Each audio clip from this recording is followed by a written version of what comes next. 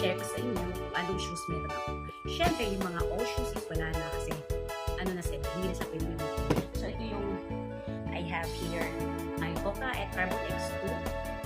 So, matagal na din to. So, pang everyday training ko naman siya. Lumabas na yung carbon niya. So, ito yung Hoka X3.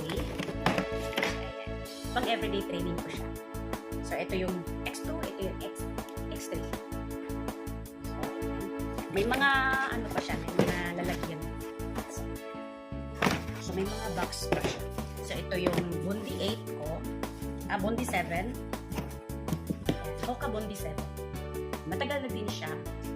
Pero kasi sobrang tibay niya. Ang ganda niya. Ito yung isa sa favorite shoes ko. And, ayan, maraming salamat sa mga nag-sponsor ng shoes ko. Sa mga nagbigay, maraming salamat.